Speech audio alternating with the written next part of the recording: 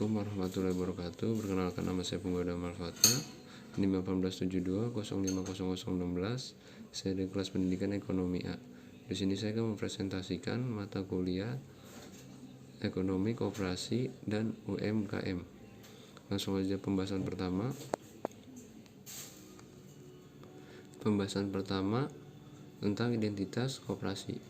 Koperasi adalah perkumpulan otonim dari orang-orang yang bersatu secara sukarela untuk memenuhi kebutuhan-kebutuhan dan aspirasi-aspirasi ekonomi, sosial, dan budaya bersama melalui perusahaan yang mereka miliki bersama dan mereka kendalikan secara demokratis. Pembahasan selanjutnya, berbagai hubungan dalam koperasi. Hubungan yang penting dalam lingkungan koperasi yaitu hubungan kepemilikan, hubungan pelayanan, dan hubungan pasar.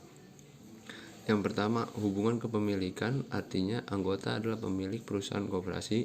Sebagai pemilik, anggota mempunyai kewajiban-kewajiban dan hak tertentu terhadap koperasinya, baik kewajiban dan hak individual maupun kewajiban dan hak keuangan finansial. Yang kedua, hubungan pelayanan. Hubungan pelayanan muncul karena fakta bahwa anggota di samping sebagai pemilik juga sebagai pelanggan utama koperasi. Bentuk hubungan pelayanan koperasi terhadap anggota dapat dilakukan melalui bisnis antara usaha anggota dengan badan usaha. Yang ketiga, hubungan pasar. Pada prinsipnya, pasar adalah pertemuan antara penjual dan pembeli. Tetapi konsep pasar sebenarnya bukanlah sesuatu yang konkret, melainkan sesuatu yang abstrak. Langsung aja kita ke pembahasan selanjutnya. Pembahasan selanjutnya, masalah bisnis dan non-bisnis. Dalam suatu korporasi murni, pemilik perusahaan tak lain adalah kapasitas murni para pemegang saham.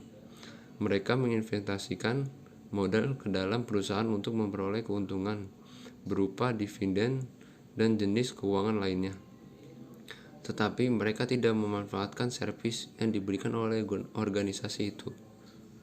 Logika yang sama berlaku terhadap koperasi.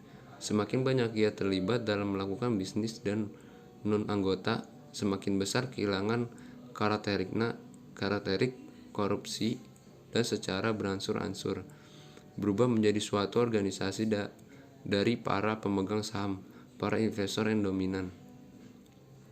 Pembahasan selanjutnya, alasan menjadi anggota koperasi adalah bahwa individu akan menjadi atau meneruskan tentang tetap tinggal menjadi anggota dalam sebuah koperasi bila mereka mengharapkan manfaat atau faedah yang dapat mereka peroleh dari suatu koperasi lebih besar daripada faedah yang mereka dapat memperoleh kalau tidak menjadi anggota karena bisnis dengan organisasi non-koperasi atau koperasi saingnya.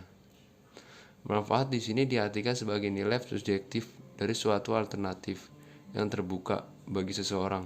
Bila seseorang lebih menyukai satu jeruk daripada 3 apel, maka satu jeruk itu mempunyai nilai manfaat yang lebih besar bagi orang itu daripada 3 apel. Dalam hal ini, value atau nilai mempertunjukkan kapasitas potensial dari suatu objek atau aksi untuk memuaskan kebutuhan manusia. Kebutuhan ini dapat dipandang dari sudut ekonomi dan non-ekonomi. Langsung saja kita ke pembahasan selanjutnya. Pembahasan selanjutnya, persyaratan keunggulan koperasi.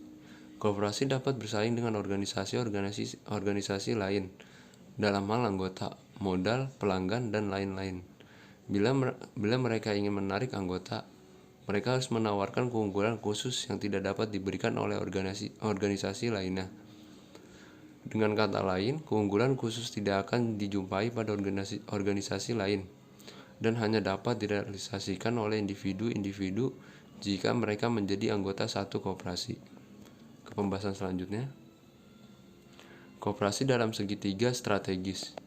Untuk beroperasi secara berhasil dalam segitiga strategis itu, koperasi harus tahu menggunakan hubungan antara segitiga itu dengan baik.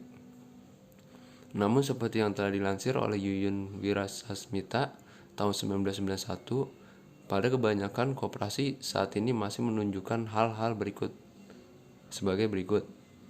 A. Fungsi dan tujuan koperasi tidak seperti yang diinginkan oleh anggota. B. struktur organisasi dan proses pengambilan keputusan sungkar dimengerti dan dikontrol. Struktur organisasi dari sudut pandang anggota dianggap terlalu rumit. C. Tujuan koperasi dari sudut pandang anggota sering dianggap terlalu luas atau terlalu sempit. Yang D. Perusahaan koperasi dengan para manajernya sangat dianggap terhadap arahan pengurus dan atau pemerintah, tetapi tidak tanggap terhadap arahan anggota. Yang ke E.